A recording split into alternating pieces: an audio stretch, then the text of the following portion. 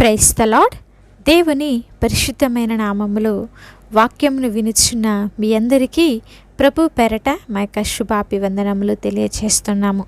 ఈరోజు దేవుని వాగ్దానము, నేను ఉన్న స్థితిలోనే సంతృప్తిని కలిగి ఉండుటకు నేర్చుకొని ఉన్నాను. ఫిలిప్పీలకు రాసిన పత్రిక 4వ అధ్యాయము 11వ వచనము.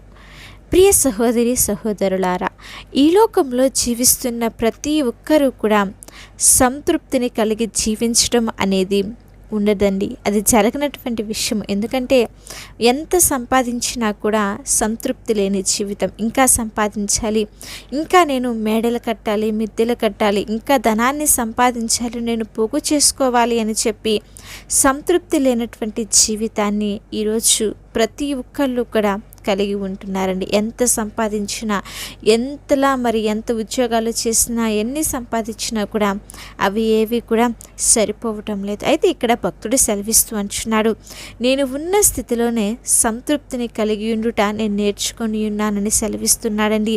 మరి మనం మన యొక్క జీవితాలలో సంతృప్తిని కలిగి ఉన్నామా?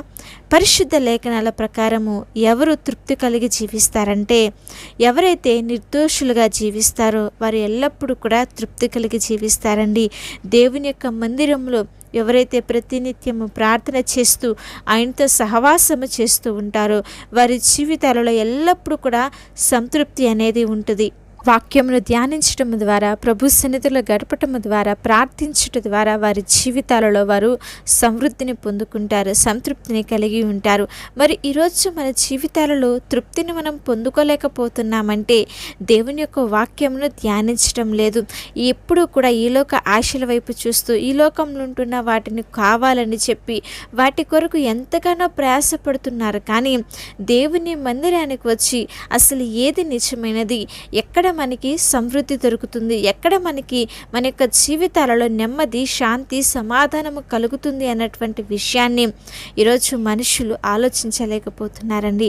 అటువంటి జ్ఞానం లేకపోవటం వలనే వారు వారి ఇష్టానుసారంగా బ్రతుకుతూ, వారికి నచ్చినట్లుగా జీవిస్తూ మరి ఈ లోకంలో ఉంటున్న ఈ లోక ఆశల వైపు, మరి శరీరాశ, నేత్రాశ, జీవపుడమ్మము వీటి వైపు పరిగెడుతూ వారి జీవితాలలో శాంతిని, సమాధానాన్ని కోల్పోతున్నారు. లేఖనం సెలవిస్తుంది, ఎవరైతే దేవుని యొక్క వాక్యంను ధ్యానిస్తారో వారు తృప్తి పొందుతారండి. ఎందుకంటే ఆయన వాక్యము నడిపించేది, ఆయన యొక్క వాక్యము బలపరుస్తుంది, ఆయన యొక్క వాక్యము మనకి త్రోవ చూపిస్తుంది. కాబట్టి ఆయన తప్ప ఇంక ఈ లోకంలో ఏది కూడా శాశ్వతము కాదన్నటువంటి విషయము దేవుని యొక్క లేఖనం మనకి బయలుపరుస్తుంది. కనుక ఎప్పుడైతే మనము దేవుని యొక్క వాక్యంలో మనము నలగగట్టుకుంటామో, ఆయన యొక్క సన్నిధిలో ఎప్పుడైతే మనము పచ్చని ఒలివ మొక్కల వలె ఎదుగుతామో మన జీవితాలలో సమృద్ధిని, సంతృప్తిని మనం పొందుకుంటాము. మరి తప్పిపోయినటువంటి కుమారుడు స్వేచ్ఛా జీవితం కోసం వెళ్ళాడు. కానీ ఏం ప్రయోజనం? తన జీవితంలో తృప్తిని ఏమన్నా పొందుకున్నాడా? తనతో ఉన్న స్నేహితులందరూ కూడా మరి డబ్బున్నప్పుడు అందరూ ఉన్నారు, ఎప్పుడైతే అతను పోగొట్టుకున్నాడో అందరూ కూడా విడిచిపెట్టేసి వెళ్ళిపోయాడు కదా. కానీ తండ్రితో కనుక సహవాసం కలిగి ఉంటే ఎంత తృప్తి ఉంది. అంతకుముందు తన జీవితంలో ఎప్పుడైతే తండ్రిని విడిచిపెట్టేశాడో ఆ యొక్క శాంతిని కోల్పోయాడు, సమాధానాన్ని కోల్పోయాడు, తృప్తి లేనటువంటి జీవితాన్ని అతడు జీవించాడు. మరలా తన యొక్క తప్పును తెలుసుకొని ఎప్పుడైతే తండ్రితో సహవాసాన్ని కోరుకున్నాడో, తండ్రి యొద్దకు వచ్చాడో, తన యొక్క జీవితంలో తృప్తి అనేది అతడు పొందుకున్నాడండి. మరి పరిశుద్ధ లేఖనంలో చెక్కయ్య ఎంతో ధనవంతుడు, కానీ అతనికి పరిపూర్ణత లేదు, సంతృప్తి లేదు, సమృద్ధి లేదు. ఎప్పుడు చూసినా ఏదో దిగులుగా ఉండేవాడు, శాంతి లేదు, సమాధానం లేదు, కుటుంబంలో నెమ్మది లేదు, తృప్తి లేనటువంటి జీవితము. కానీ ఎప్పుడైతే యేసు ప్రభువుల వారు అతని యొక్క జీవితంలోనికి వచ్చారో, రక్షణ ఎప్పుడైతే అతడు పొందుకున్నాడో, తృప్తిని తన జీవితంలో పొందుకున్నాడు, శాంతిని, సమాధానమును, నెమ్మదిని పొందుకున్నాడండి. మరి సమరయ స్త్రీ కూడా తృప్తి లేని జీవితాన్నే గడిపింది. కానీ ఎప్పుడైతే నేనిచ్చే నీళ్లు త్రాగువాడు ఎన్నడూ కూడా దప్పిక కొనుడు అని దేవుని యొక్క లేఖనాన్ని, ఆయన యొక్క మాటలను ఆమె నమ్మిందో తన యొక్క జీవితంలో తృప్తిని, నెమ్మదిని పొందుకుంది. ఈరోజు వాక్యం వింటున్నటువంటి ప్రియ సహోదరి సహోదరులారా, నీవు కూడా నీ జీవితంలో నెమ్మది లేక, శాంతి లేక, సమాధానం లేక, ఎన్నో సమస్యలతో కొట్టుమిట్టాడుతూ మరి ఎంతగానో దిగులు చెందుతూ బాధపడుతున్నావా? నీకు కూడా తృప్తి కావాలా? మరి జక్కయ్య పొందుకున్నటువంటి నెమ్మదిని కుటుంబానికి కావాలా, సమరయ స్త్రీ పొందుకున్నటువంటి ఆశీర్వాదము, దీవెన, మరి సమృద్ధి కలిగినటువంటి జీవితం నీకు కావాలా? అయితే మనము చేయవలసింది ఏమిటో తెలుసా? దేవుని యొక్క వాక్యంను ధ్యానించాలి, దేవుని యొక్క మాటలు యందు లక్ష్యం ఉంచాలి, మంచి విషయాలను మనము ఆసక్తి కలిగి జీవించాలి. అన్ని విషయాల్లో ఎలాంటి స్థితిగతులు ఎదురైనా, ఎలాంటి పరిస్థితులు ఎదురైనా సరే దేవుని యొక్క సన్నిధిని విడిచిపెట్టకుండా ఎవరైతే దీవెనలో ఎదుగుతారో, ఆత్మీయ స్థితిలో వృద్ధి పొందుతారో వారు ఎల్లప్పుడూ కూడా తృప్తి కలిగి జీవిస్తారు. ఒకవేళ వారికి ఈ లోకంలో మేడలు, మిద్దెలు, ఆస్తులు, అంతస్తులు ఉండకపోవచ్చేమో, కానీ వారి జీవితంలో ఖచ్చితంగా సమృద్ధి ఉంటుంది. వారి జీవితాలలో, కుటుంబాలలో శాంతిని, నెమ్మదిని, సమాధానమును కలిగి జీవిస్తారు. కనుక అటువంటి శాంతి, సమాధానము నువ్వు నేను పొందుకోవాలి అంటే అది ఈ లోకంలో మనకెక్కడ దొరుకుతుందంటే, తృప్తి కలిగినటువంటి జీవితం మనకి ఎక్కడ దొరుకుతుందంటే అది కేవలము దేవుని సన్నిధి యొద్ద మాత్రమే.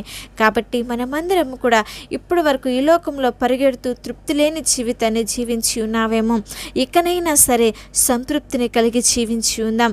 దేవుడు నీకేదైతే ఇచ్చాడో దాని యందు తృప్తి కలిగి ఇతరుల మీద సనుగుకోకుండా, వాళ్ళు అలాగే ఎదుగుతున్నారు, వాళ్ళు ఎంతగానో సంపాదిస్తున్నారని చెప్పి ఇతరులను చూసి అసూయ పడుకోకుండా, కుళ్ళుకోకుండా, ద్వేషము, స్వార్థము ఇవేవి కూడా లేకోకుండా మనకున్న దానిలోనే, మనకు కలిగిన స్థితిలోనే సంతృప్తిని కలిగి ఉంటూ దేవుని స్తుతించే వారంగా ఉందాము, దేవుని కొనియాడే వారంగా ఉందాము. అట్టి మనస్సును, ఆలోచనను దేవుడు ప్రతి ఒక్కరికి అనుగ్రహించునుగాక.